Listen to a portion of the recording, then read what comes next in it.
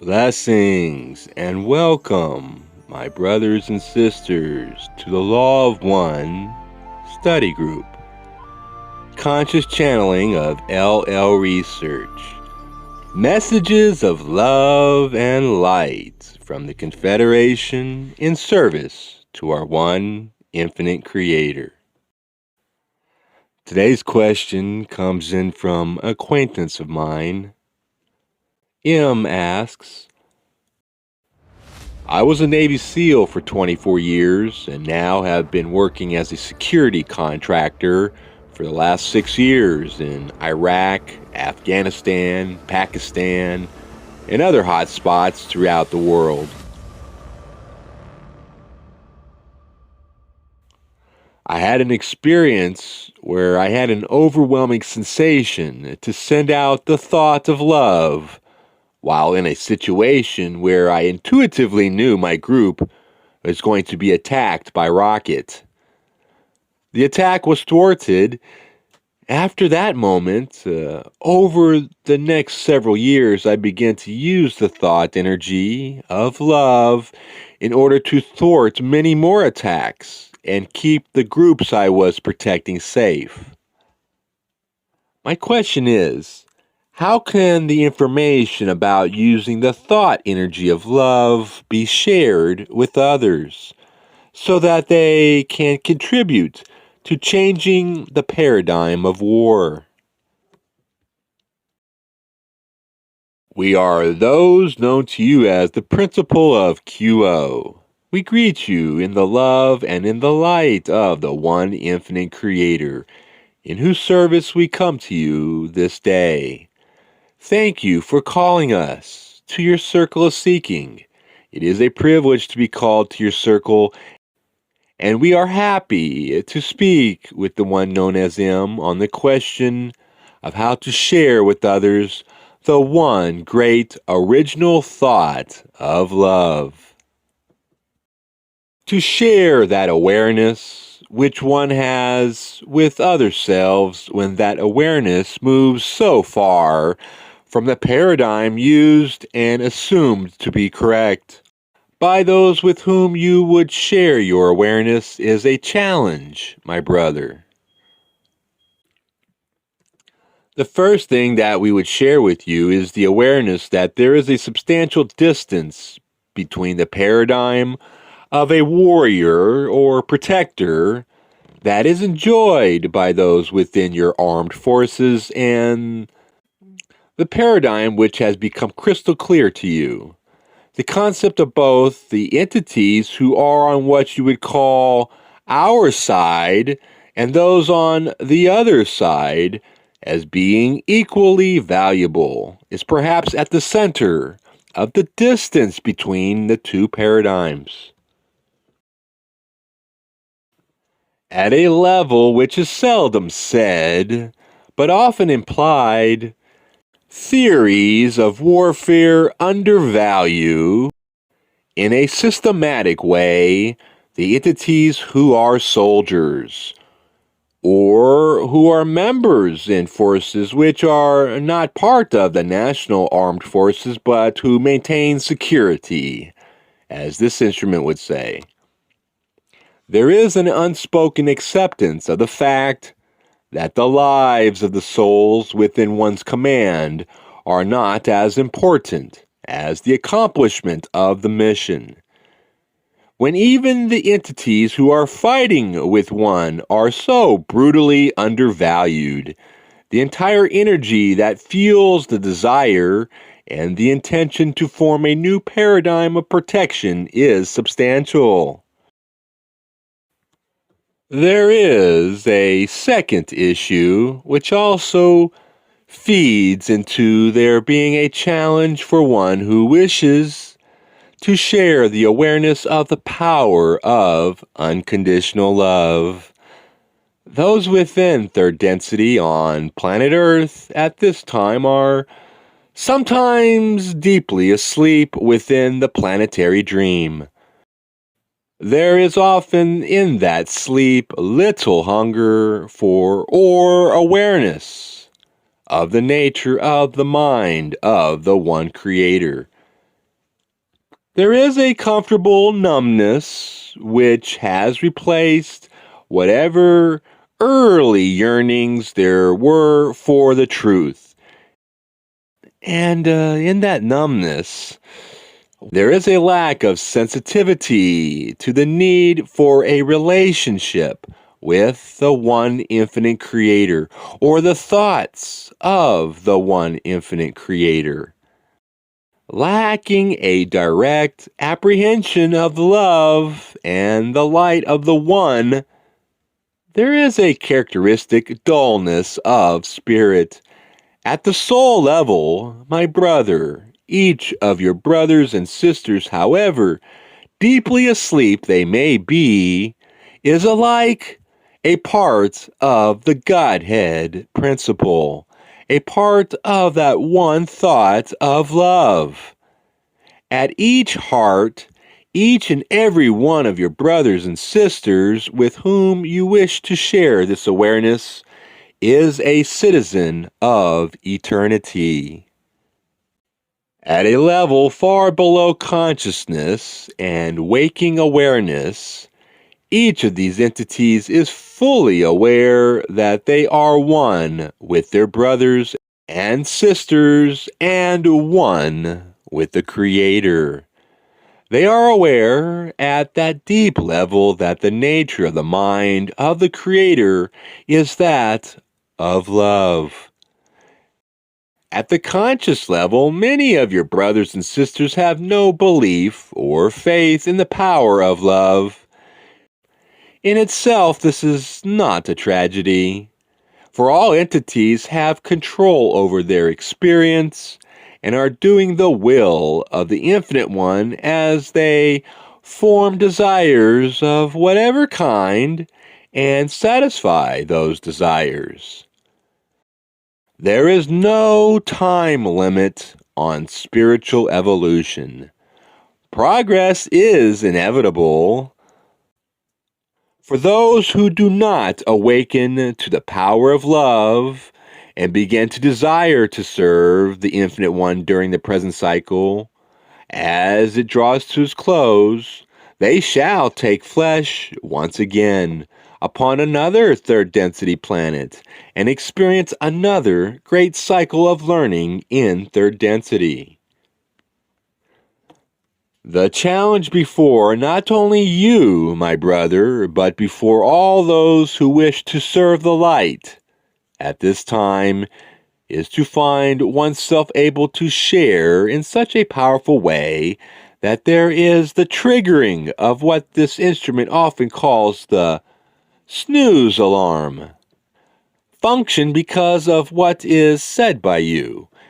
And more than that, because of that energy which you carry, which flows through you and out into the world, which is as a lighthouse that others may recognize from afar and into which they may be drawn. That being said, we shall now say that it is certainly not impossible for you to find techniques by which your ideas and the energy which you wish to share may be communicated successfully to those who are ready to be awakened. And there are many, my brother, who are sleeping lightly at this time. The uncertainty of the times create additional incentives to awaken. Even those who are deeply asleep in their dream of earth have heard the thunder of approaching storms and are uneasy in their slumber and are vulnerable. To one who wishes to share the love and the light of the one infinite Creator, we would speak of two levels of sharing at this time. The first is intellectual, using the tools of words. This instrument was just looking at a book which LL Research has written, and this is a powerful tool, an instrument that can be handed to any soul, leaving it completely to the discrimination of the one who holds that book, whether or not he or she shall open it, whether or not if he or she reads it, he or she shall comprehend it, be persuaded by it, or find it to be a resource in his or her awakening, leaving it completely to the discrimination of the one who holds that book. As you know, words can only go so far.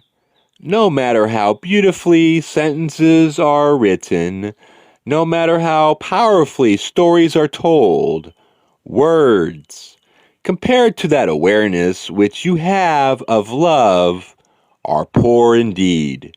Nevertheless, many entities are at that tipping point right now where just the right word at the right time shall indeed create that change in consciousness that wakes one up, and having awakened, entities will find that they cannot go back to sleep.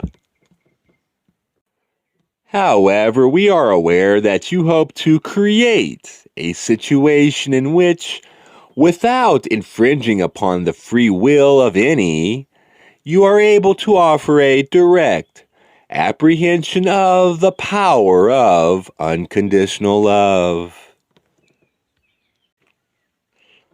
Gurus often choose to retreat from words and sit in silence in order that those who follow them may sit in their train and share the energy of their meditation, in which, in full conceptual form, knowledge of love lies.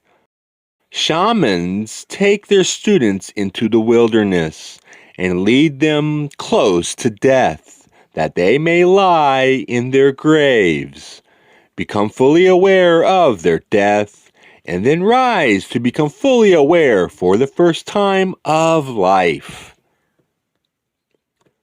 Both of these techniques are using essences rather than words to create changes in the consciousness of your students, and have merit and may be considered for those resources that they may offer. As you create your own strategy for aiding entities who wish to learn to become conscious humans, that which must be awakened is desire. That desire will be fueled by belief. The reality and the power of your own experience with the Archangel Michael operated beyond the boundaries of space-time. The challenge for you is to make accessible the full impact of your experience in time-space so that those who, of themselves, would not believe in the possibility of what you suggest may become convinced in a subjective manner of the reality of your experience. For in order to aid entities in shifting a paradigm in a drastic and final sense, it is necessary to create a hunger for that new paradigm, a genuine desire to investigate the possibility of creating that new paradigm of experience. The nature of your experience is that of becoming aware of the mind of the infinite creator, which is unconditional love. When one says the word love in your culture, it is a flabby, weak word compared to the reality of love. For the love of which you become aware in your experience is the love that created all that there is. The one known as Jesus the Christ, in his teachings, often altered people's awareness radically by healing those who were ill, helping the blind to see, and the lame to walk, When faced with that which would seem miraculous, the dream of earth falls away, and all things become possible for that entity at that moment. The challenge, therefore, my brother, is to create moments that strip away the torpor of careless belief. It can be done by you or by anyone with a keen enough desire. We would ask you to believe with no doubts or hesitations in the validity of that which you wish to do. And we would suggest to any soul who sets out to serve that there be a constant and unremitting request for aid. That which you have set before you is a task that requires allowing the self to be empty in order that the chalice of flesh that is your earthly temple may be filled with the power of the living Creator each and every day. Let not your intentions grow old or stale, but set it anew as each sun rises and as each sun sets. Speak to the daytime and to the nighttime your desire to serve. And know that the nature of your desire is that which this instrument would call magical, using the term as it is used by the white Western magical tradition known to this instrument as white magic. The definition of a magician in this particular discipline is one who develops the art of creating changes in consciousness at will. This is what you hope to be able to teach, the changing of consciousness at will. Were you of a priestly nature, you might consider creating a ritual in which the mind of the Creator, that logos of unconditional love,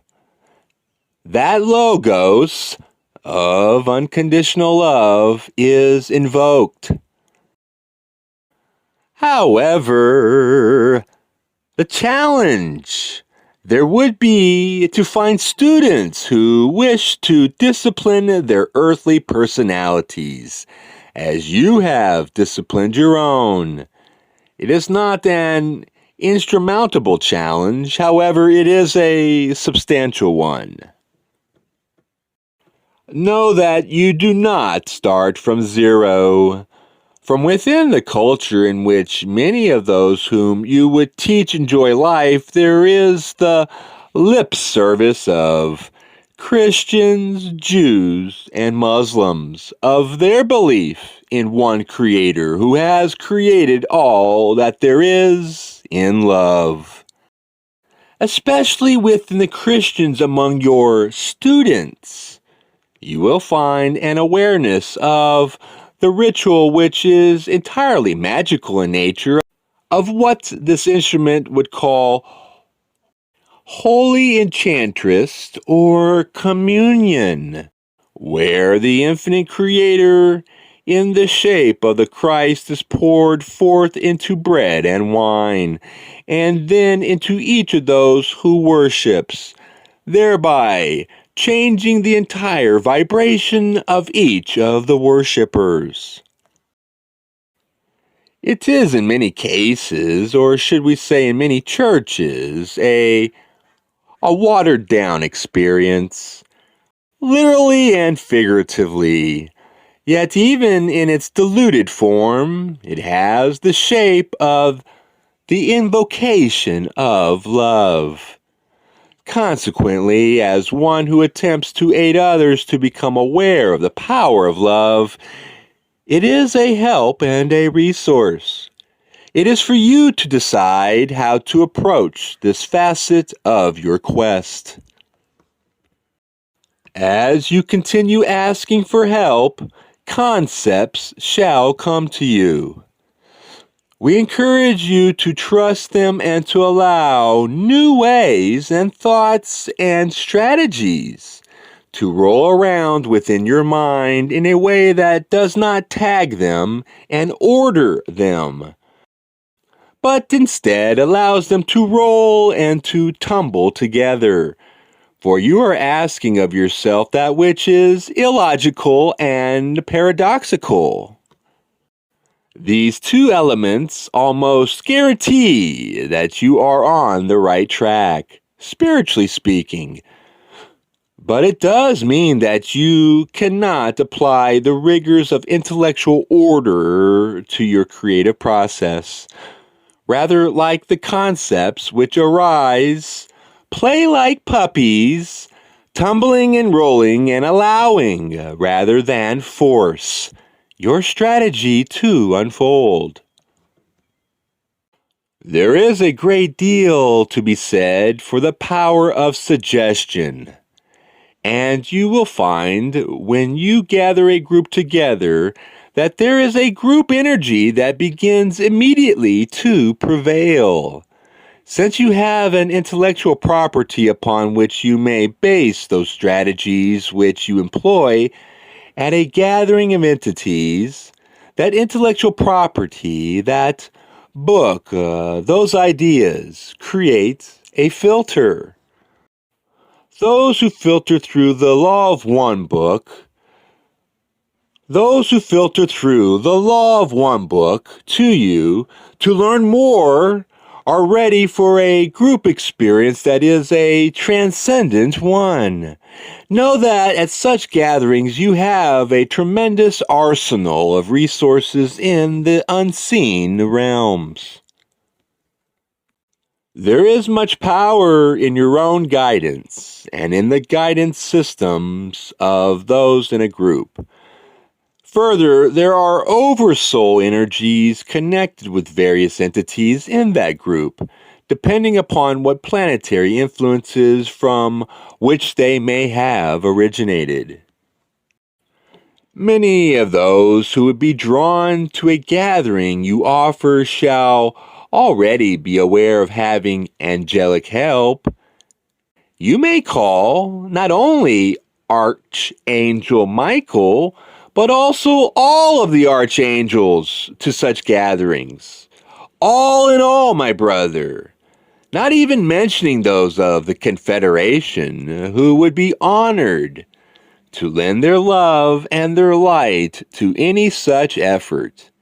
You have a wonderful group of resources from the unseen realms, and we encourage you to be aware of it and to use it and to give thanks for it. We say this even though it is obvious to you, my brother, having had this experience with the one known as Archangel Michael, because until angelic help is requested in space-time, it cannot be offered. Consequently, ask always and thank always that great band of angels who are, in their own way, warriors for the light. We, at this time, would ask the one known as M if there is a follow-up to this query before we move on to other questions. We are those of QO. Questioner: can this love energy information also help those with the post-traumatic stress syndrome? We are those of QO and do not perceive a query, my brother, but would you wish us to speak upon the connection between this love energy and those with post-traumatic stress syndrome? Questioner: yes. We are those of QO and are glad to do so, my brother. The nature of this syndrome is much like the nature of those who have taken a powerful hallucinogenic that has blown out their electrical system, or as this instrument would say, their energy bodies. As you know, the model of the energy body that we use with this instrument and with our discussions in general is that of a string of energy centers that together create a body that is interpenetrated with the physical body during incarnation. To speak generally, my brother, it is an electric system, and it is prone to surges that blow out parts or all of the electrical system so that it becomes dysfunctional. Because of the fact that this particular kind of energy is a time-space energy, it can only be healed by light. The medications of your allopathic physicians and their vast panoply of techniques for discussing the layering to rest of experiences that were too horrible for words can ameliorate the energies of distress and chaos. However, they operate only upon the physical body, and it is the energy body which has been damaged. Further, there is an element of spiritual suffering that is not often seen in less traumatic situations. When a healer wishes to aid an entity with such distress, it might be well to have the image of the blown out part of the energy body as a gap in the light, so that one could imagine oneself sewing threads of light back and forth over the holes that have been caused by the trauma, and then weaving light against those woven threads to form a darn in the hole of the sock, shall we say, of the energy body. Those who work with energy, such as Reiki masters and those who have the gift of touch, healing, are often conduits for this light work. Angelic help may be invoked, for angels are wonderful servers of light and weavers of healing. When the intention is to offer this kind of healing, then there is the possibility of touch and visualization.